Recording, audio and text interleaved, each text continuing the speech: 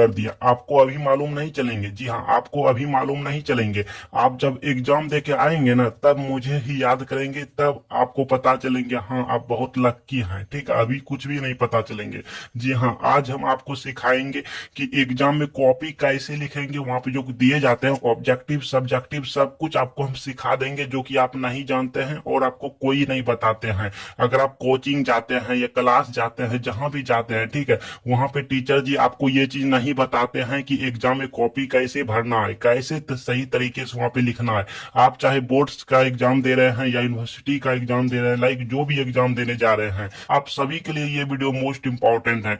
आज की वीडियो में हम आप सभी को सिखाएंगे कि एग्जाम में पेपर कैसे लिखें, कॉपी कैसे लिखें, है ना, कैसे हम वहां पे क्वेश्चन आंसर को सही तरीके से प्रेजेंट करें, कौन सा पेन यूज करें, कितने कलम लेके जाएं एग्जाम में, सब कुछ बताने वाले हैं। ए से लेके जेड तक बताने वाले हैं। और हाँ, पहले बता दूं भाई, ये वीडियो लॉन्ग हो सकते हैं, क्योंकि यहाँ पे आपको हम एक एक पॉइंट पे डिस्कस करेंगे, अच्छे से बताएंगे, ताकि एग्जाम में आप कोई कंफ्यूजन ना रहे, कोई गलती ना करें। देखिए, आप किसी को देखे होंगे, कोई बच्चा ना, आई मीन विद्यार्थी जी, बहुत टैलेंट रहता है, लेकिन उनका जो है ना रिजल्ट बहुत कम आता है। क्यों आता है पता है आपको? वो इसीलिए आता है कि वो कॉपी लिखने सही तरीके से नहीं जानते हैं। भाई, कॉपी कैसे लिखेंगे एग्जाम में सही तरीके से नहीं जानते हैं। और कोई कोई बच्चे जो है ना कम पढ़ने लिखने में तेज रहता है, मतलब उनका उतना अच्छे से तैयारी नहीं हुआ होता है, उनको ना उतने क्वेश्चन आंसर याद भी नहीं होता है जितना कि होना चाहिए, लेकिन वो अच्छे नंबर से पास हो जाता है एग्जाम में। इसका वजह है वो कॉपी लिखने सही तरीके से जानते हैं। भाई, एग्जामिनर से मैंने बहुत सारे बात की, टीचर जी से, ठीक है, लाइक वो टीचर जी से मैंने बात किया जो कि एग्जाम्स की कॉपी चेक करते हैं, तो उनसे मैंने बात किया, और कई टीचर से मैंने बात किया, तो सभी ने सब तरह से बताए हैं, तो हम सभी का यहाँ पे लाए हैं। उन्होंने बताया है कि बच्चे कॉपी लिखने में नहीं जानते हैं, वहां पे बच्चे सब नया नया रहते हैं। कोई बच्चा पता है 1 से लेकर 9th क्लास तक पढ़ाई करता है, और 10वां जैसे आता है, मतलब 10th क्लास में बस मैट्रिक का एग्जाम देता है, मतलब 10th क्लास को फाइनल बोर्ड एग्जाम देता है, तो वो तो नया नया बच्चा रहता है। नया नया बच्चा तो कॉपी लिखने नहीं जानता है। और ग्रेजुएशन में भी वही होता है, एडमिशन लेता है और फर्स्ट जब वहां पे सेमेस्टर का एग्जाम देता है, बच्चा नया नया रहता है, तो नया नया बच्चा क्या कॉपी लिखने भी नहीं जानते हैं, गलती करके आते हैं। तो आपको हम सब कुछ बताएंगे। आप बहुत लक्की हैं जो इस वीडियो पे क्लिक कर दिए हैं। ये रहा हमारे पास क्वेश्चन पेपर, और ये रहा हमारे पास एग्जाम्स कॉपी, मतलब एग्जाम्स की पेपर रहा, ठीक है ना। आपको हम सब कुछ यहाँ पे लाइव प्रूफ के साथ दिखाएंगे, ताकि आपको ए से लेके जेड तक समझ में आए, ठीक है। देखिए भाई जी, यहाँ पे क्वेश्चन पेपर पहले आपको दिखाते हैं। लाइक देखिए, क्वेश्चन पेपर आपके पास जैसा भी हो, हम यहाँ पे 12th क्लास का क्वेश्चन पेपर ले लिए हैं, लेकिन अगर आप 10th क्लास में है तो आपको घबराना नहीं है, आपके लिए भी ये वीडियो है। और अगर आप ग्रेजुएशन में हैं तो आपको भी घबराना नहीं है, आपके लिए भी ये वीडियो है। इससे पहले हमने बहुत से वीडियो लाए हैं और भी लाएंगे कि मैथ का कॉपी कैसे लिखें, हाँ, इंग्लिश का कॉपी कैसे लिखें, सब कुछ लाएंगे। आप मेरे साथ बने रहिएगा। देखिए, क्वेश्चन पेपर में ना हिंदी में इंग्लिश में दोनों रहता है। यहाँ पे रहता है खंड अ, तो वहीं पे रहता है सेशन ए, और वस्तुनिष्ठ प्रश्न, तो ऑब्जेक्टिव टाइप का क्वेश्चन। तो अगर आप हिंदी मीडियम के स्टूडेंट जी है ना, तो आपको हिंदी वाला लिखना है, और अगर आप इंग्लिश मीडियम के स्टूडेंट है ना, तो इंग्लिश में लिखना है। कैसे लिखना है, क्या लिखना है, बताऊंगा भाई, बता रहा हूँ, सब कुछ बता रहा हूँ।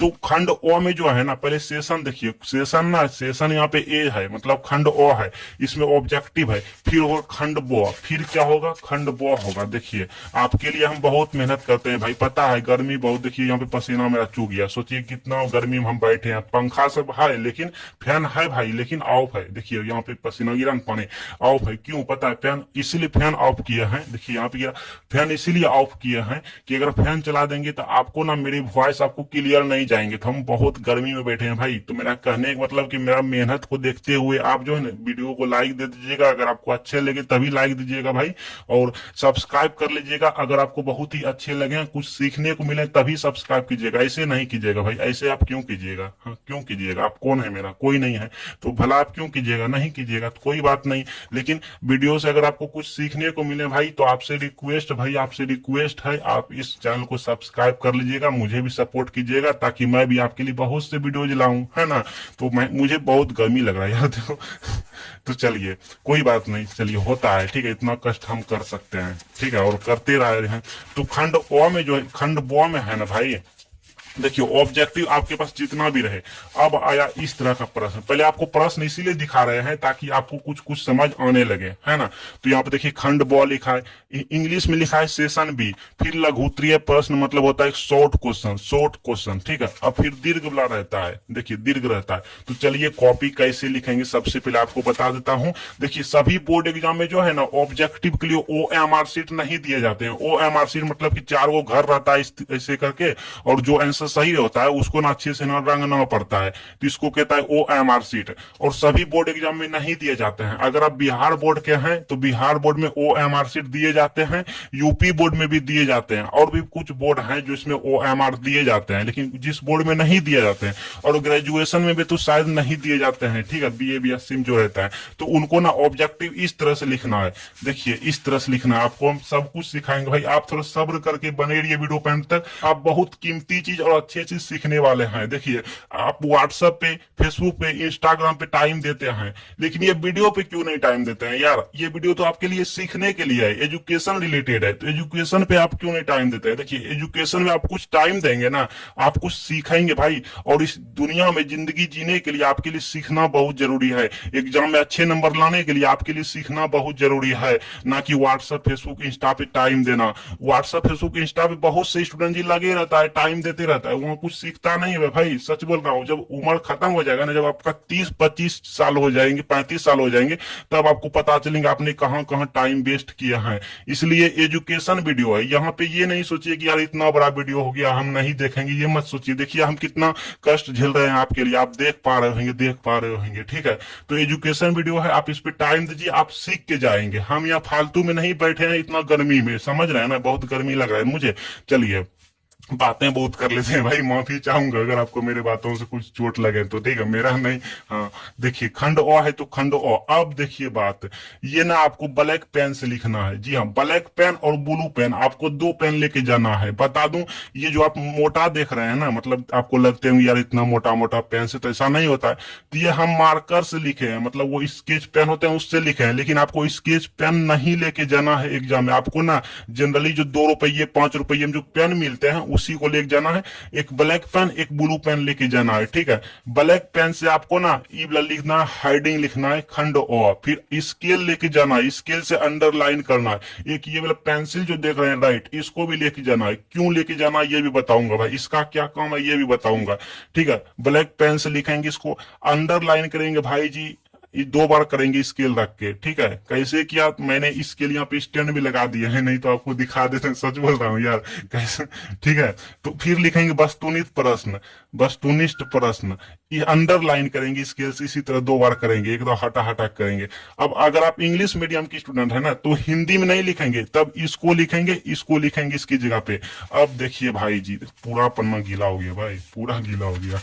देखिए अब ना आपको ये 1 है तो 1 का आंसर दे देना है। अगर OMR शीट नहीं है तो आपको कॉपी में ना इस तरह से लिखना है, फर्स्ट पेज में लिखना है, ठीक है, इस तरह से लिखना है जिसका जो सही है। अब कहेंगे सर आंसर नहीं लिखे, कुछ क्वेश्चन सब नहीं लिखे, तो वैसा नहीं लिखना, इसीलिए कि देखिए यहाँ पे 1 है, फिर ABCD है। तो अगर हम एक का ए लिख दिया, एग्जामिनर जी नहीं समझ पाएंगे कि हाँ बच्चे ने ये क्वेश्चन का ए और ऑप्शन ए लिखा है, नहीं समझ पाएंगे, आराम से समझ जाएंगे।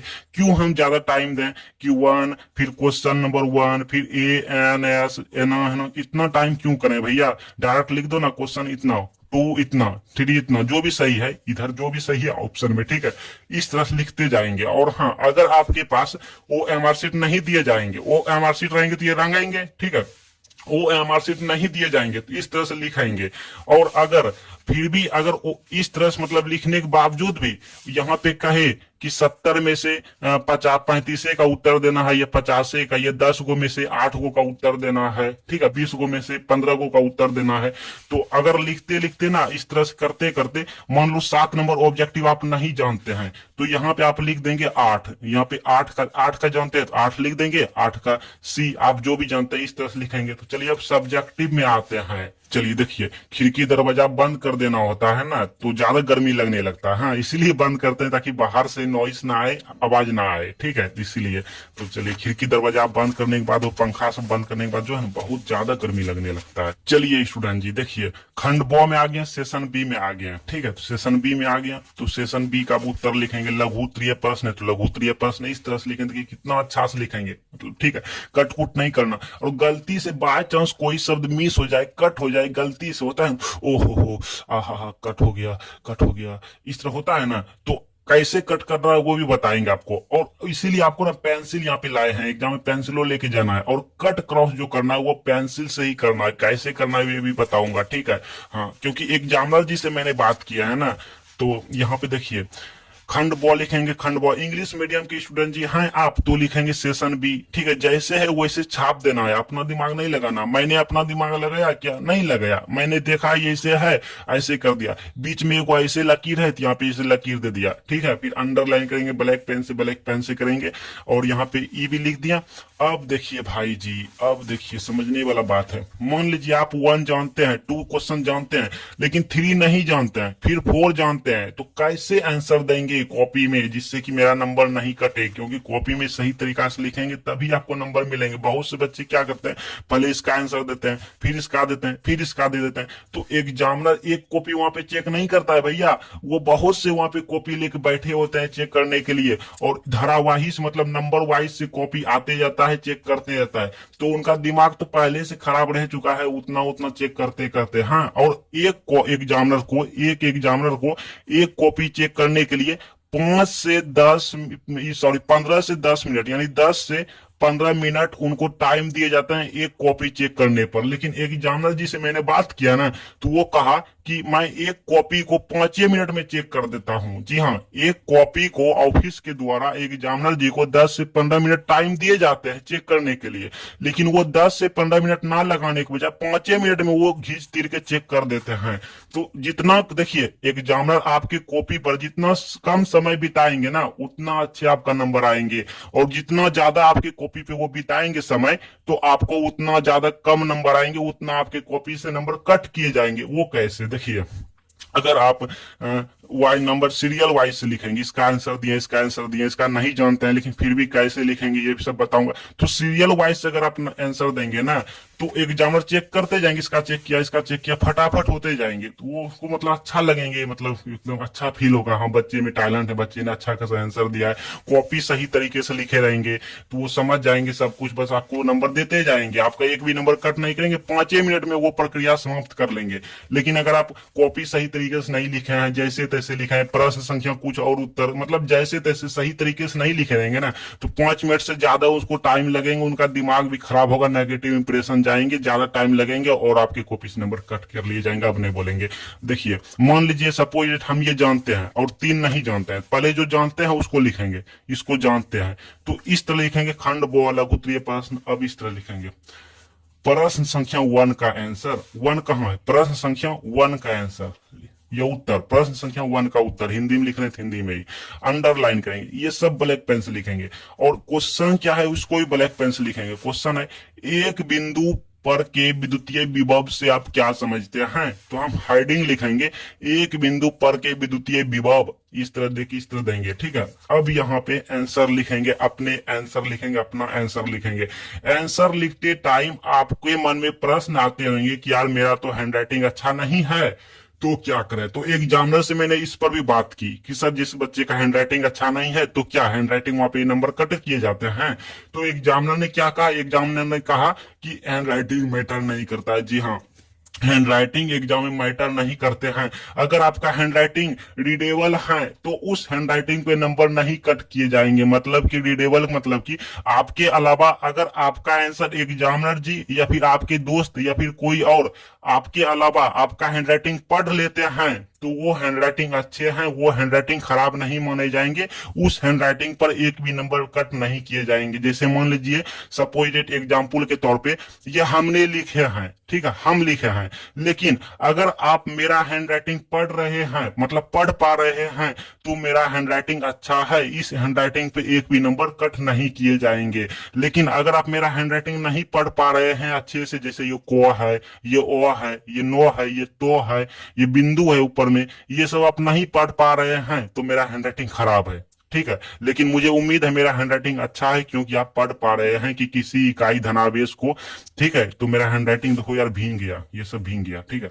चलो कोई बात नहीं, यहाँ पे लिख देंगे। अब देखिए लिखते टाइम ना, तो मैंने तो ब्लैक पेन और ब्लू पेन का कहाँ यूज किया आपको पता चल गया, लेकिन आंसर लिखते टाइम ब्लू पेन जितने भी लिखेंगे, तो आपको ना एग्जामिनर जी को फोकस करना है। सबसे अहम भूमिका निभाता है ये अंडरलाइन। अंडरलाइन से ये पता चलता है कि एग्जामिनर को पूरी क्वेश्चन पढ़ने की जरूरत भी नहीं है, पूरी वर्ड, पूरी सेंटेंस, पूरी वाक्य पढ़ने की जरूरत नहीं है, वो अंडरलाइन से ही इसका फोकस यहीं पे पढ़ेंगे। हाँ विद्युत विभव कहते हैं, ओ मतलब बच्चा ने सही लिखा है, तो ज्यादा टाइम नहीं देंगे आपके मतलब कॉपी पे, बस सही 2 नंबर का है तो 2 नंबर बिठा देंगे, ठीक है, रेड पेन से बिठाएंगे, ठीक है ना। लेकिन अगर आप ये नहीं लिखेंगे तो एग्जामिनर को पढ़ने होंगे, तो मतलब आप सुविधा दीजिए एग्जामिनर जी को, ठीक है। अंडरलाइन से यहाँ पे फोकस पड़ जाता है, आप दिखाना चाहते हैं एग्जामिनर जी को कि देखिए हम विद्युत विभव का यहाँ पे डेफिनेशन परिभाषा दे दिया है, ठीक है।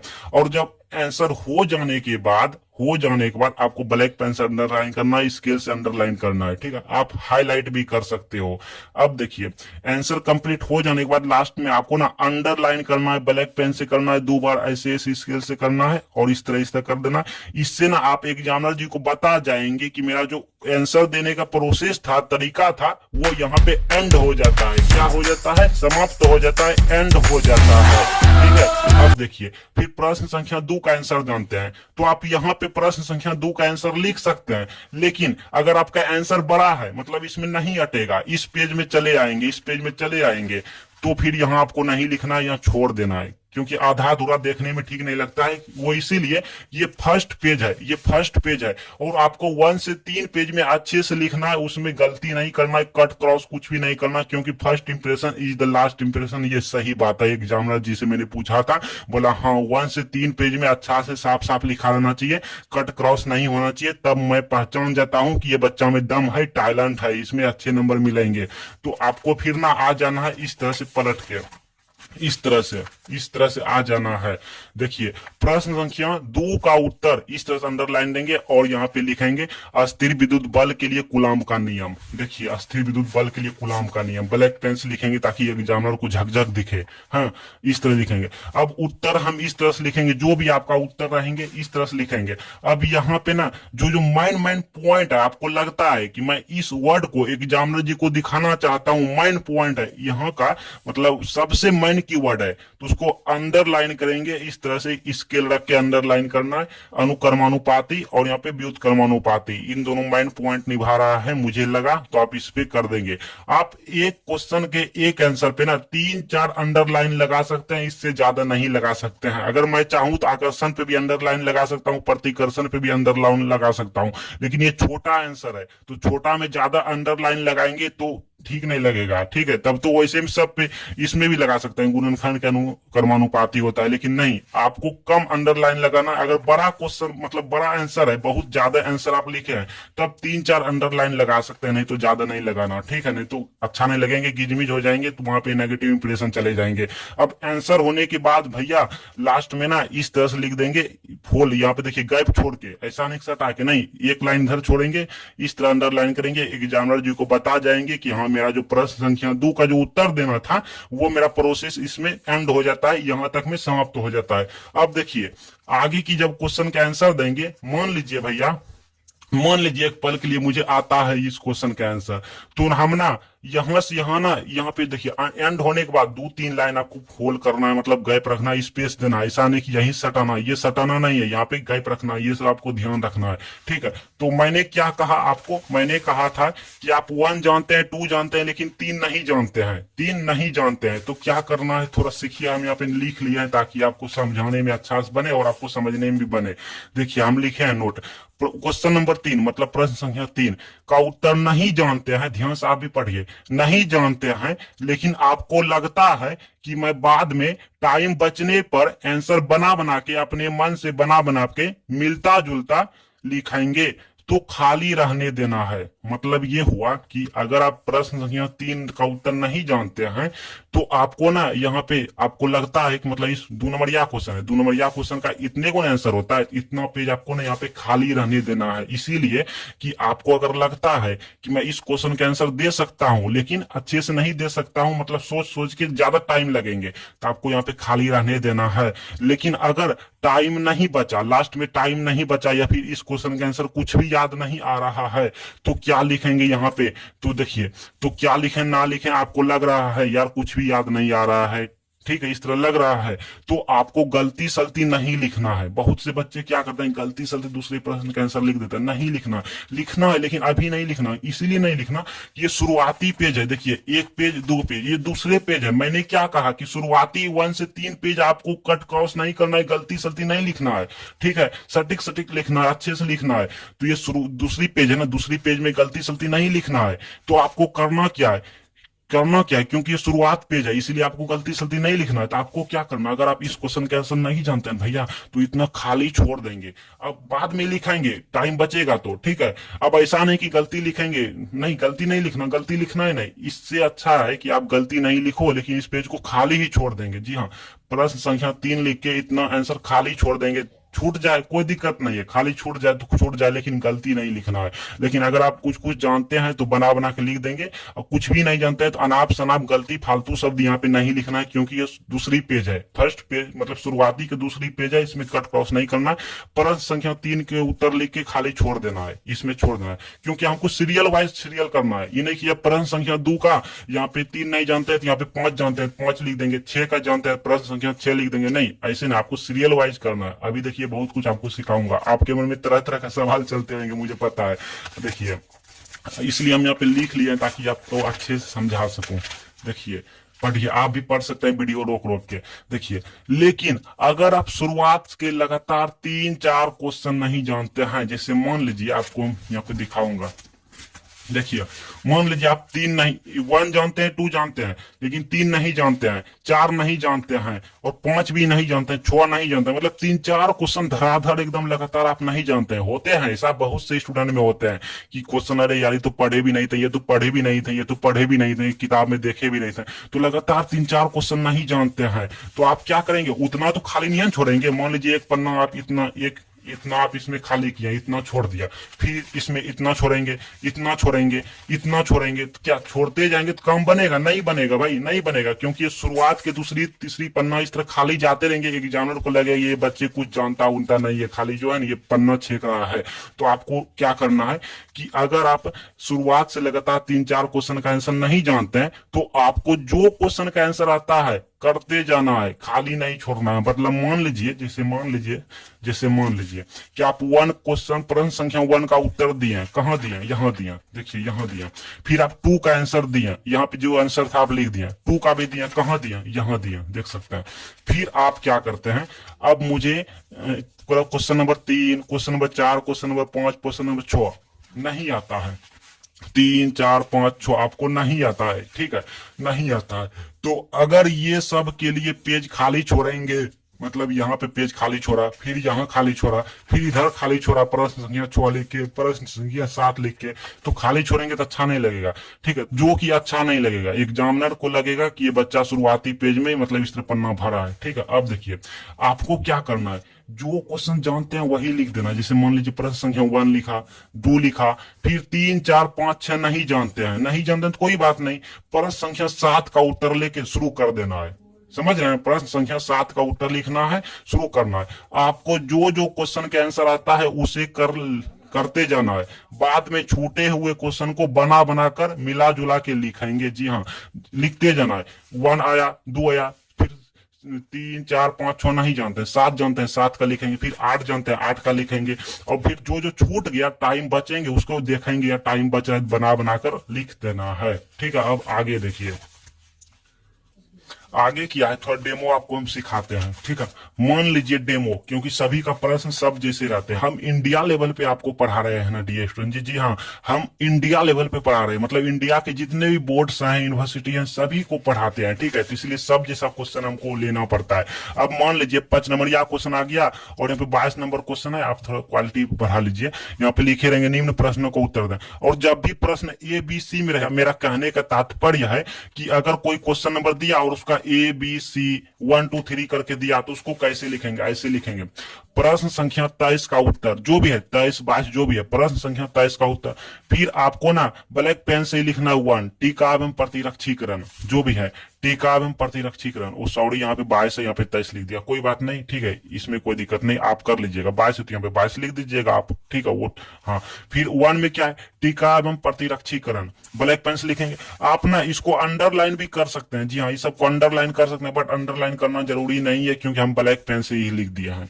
अब ना आपको क्या करना है, यहाँ पे ना ब्लू पेन से उत्तर लिख देना है, इसका जो आंसर है लिख देना है, ठीक है, लिख देना है। अब लिखने के बाद अगर इसमें कोई माइन कीवर्ड है तो अंडरलाइन इस तरह करना है, ठीक है, करना है, ब्लैक पेन से करना है, और नहीं है तो नहीं करना है। और कट कैसे करेंगे ये भी बताऊंगा, कट क्रॉस आपको नहीं बताया है, कोई बात नहीं। फिर बी लिखेंगे, फिर यहाँ पे लिखेंगे बी, और क्वेश्चन भी लिख देंगे, एंटीबॉडी के किन्हीं 3 वर्गों का नाम लिखें। तो ये पूरे नहीं लिखना, आपको लिखना एंटीबॉडी के किन्हीं 3 वर्गों का नाम, बस यहाँ पे लिखेंगे एंटीबॉडी के किन्हीं 3 वर्गों का नाम, 1 2 3 इस तरह लिख देंगे, 1 में 2 में 3 है, ब्लू पेन से जो भी होगा लिख देना है। फिर यहाँ पे लिखेंगे लास्ट में क्या, सी में एंटीबॉडी के कार्य को लिखें, तो यहाँ पे लिखेंगे सीधे के एंटीबॉडी के कार्य, यहाँ पे ब्लू पेन से आंसर लिखेंगे। चलिए अब देखिए, कोई प्रश्न ना अथवा में रहता है, जैसे मान लीजिए क्वेश्चन नंबर 4 है, यहाँ पे कोई प्रश्न है, कोई भी प्रश्न, कैसा भी प्रश्न है, फिर अथवा में दे दिया एक और प्रश्न, तो इसको कैसे लिखेंगे, इसको लिखना है प्रश्न संख्या 4 है तो 4, अथवा प्रश्न संख्या 4 अथवा फिर इसका उत्तर, प्रश्न संख्या 4 अथवा का उत्तर, इस तरह लिख देंगे। और यहाँ पे लिख देंगे ये जो है इसको उठा के यहाँ तक लिख देंगे, संवाद तक, ठीक है, ब्लैक पेन से। फिर आंसर लिखते जाना है, आंसर लिखते जाना है। चलिए अब देखिए, आंसर लिखते लिखते ना मान लीजिए कोई वर्ड गलती हो गया, धोखा से कोई वर्ड गलती हो गया, तो आपको ये पेंसिल लेना, ये जो राइट है इसको पेंसिल को लेना है, इससे ही इस तरह से एक दाफी इस तरह से कट कर देना है, ज्यादा ओवर राइटिंग नहीं करना, बस एक दाफी पेंसिल से ही कट करना, पेन से कट नहीं करना, एक दाफी इससे ऐसे कट कर देना है, ना कि ऐसे ऐसे ज्यादा ओवर राइटिंग करना। ये गलत तरीका है और ये सही तरीका है कट करने का। अब देखिए, और हाँ, अगर भीड़ में गलती हो गया है, मतलब ज्यादा शब्दों के बीच कोई वर्ड लिख रहे हैं, गलती हो गया है, तो ज्यादा शब्दों के बीच में अगर गलती हुए ना, तो उसको छोड़ देना है, कुछ नहीं करना, एग्जामिनर को पता नहीं चलेगा, भनक नहीं लगेगा, ठीक है ना, वो उतना पढ़ता नहीं है। लेकिन अगर आप इस तरह से बीच में कट कर देंगे तो एग्जामिनर को नजर पड़ जाएंगे वो बच्चा ने कट किया है, अच्छा, मतलब वहां पे कुछ ना कुछ नेगेटिव इंप्रेशन जाएंगे आपके लिए। और अगर आप 3 4 जगह कट कर दिए, यहाँ यहाँ यहाँ फिर यहाँ, तो देखने में तो खराब लगने लगेंगे, एग्जामिनर सोचेंगे ओ बच्चा उतना मतलब दम नहीं है ना, टैलेंट नहीं है। फिर इस क्वेश्चन का ना अगर ये 5 नंबर का है तो आपको 2 या 3 नंबर दे के रख देगा। लेकिन अगर आपको गलती भी कोई वर्ड है और आप कट नहीं लगाए हैं तो एग्जामिनर पकड़ नहीं पाएंगे, एकदम एग्जामिनर को लगेगा वो बच्चा ने यहाँ पे हाँ सही लिखा है सब कुछ, बस 5 में 5 आपको नंबर दे देंगे, है ना, अच्छे तरीका। लेकिन यहाँ पे बहुत से वर्ड गलती हो गया, मतलब 7 8 को वर्ड गलती हो गए हैं, आप सोचेंगे कट नहीं लगाएंगे, तो अगर 5 से ज्यादा वर्ड कोई गलती हुए हैं, आप कट नहीं लगाते हैं, तो आप गलत कर रहे हैं। जी हाँ, अगर 5 6 वर्ड ज्यादा गलती हो गया है तो आपको क्या करना, मतलब 10 15 वर्ड गलती हो गया, ये ज्यादा वर्ड गलती हो गया है, ठीक है। अगर इतना वो आप लिखे हैं आंसर, इतना में ही 5 6 वर्ड गलती हो गया तो आपको पूरे के पूरे काट के न्यू लिखना है, मतलब ज्यादा वर्ड गलती हुए तो पूरे पूरे काट के न्यू फिर से लिख देना है। और अगर 3 4 वर्ड गलती हुआ है तो अगर भीड़ में गलती हुआ है तो उसको छोड़ देना है, कट नहीं करना। अगर शुरुआत या एंड, अगर शुरुआत या लास्ट में गलती हुए है तो उसको सिर्फ इस तरह से कट करना है। तो चलिए आज के लिए यहाँ तक रहने देते हैं, बस आप अपने फ्रेंड को सहायता कीजिए, अपने फ्रेंड को शेयर कीजिए, अपने दोस्तों से गद्दारी नहीं किया करते हैं, अपने दोस्त जी को इस वीडियो को शेयर कीजिए ताकि वो भी इस वीडियो से कुछ सीखे। और अगर आपको इस वीडियो से कुछ सीखने को मिला है, यार मुझसे दोस्ती नहीं किया तो आप बहुत बड़ी गलती कर रहे हैं, मैं इतना आपके लिए कष्ट, आपको जैसा बताया मैं गर्मी में बैठ के यहाँ पे पसीना चूड़ रहा है और हम वीडियो बना रहे हैं, खिड़की दरवाजा पंखा सब बंद है, आपके लिए हम बहुत मेहनत कर रहे हैं। तो अगर इस वीडियो से आपको कुछ सीखने को मिला तो भाई मुझसे दोस्ती कर लीजिएगा, इसके लिए आपके ना सब इसके लिए आपको ना सब्सक्राइब करना है, सब्सक्राइब करके ऑल नोटिफिकेशन कर लेना है। आगे की वीडियो किस टॉपिक पे बनाऊं आप मुझे कमेंट बॉक्स में जरूर बताइएगा। और अगर आप यहाँ तक वीडियो देख लिया है तो प्लीज यार प्लीज आपसे रिक्वेस्ट है, कमेंट में लिख दीजिए भैया मैं आपका साथ हूं। मैं समझ जाऊंगा आपने यहाँ तक वीडियो देख लिया है। प्लीज ये कमेंट में लिखना ना भूलें अगर आप यहाँ तक वीडियो देख लिया है तो।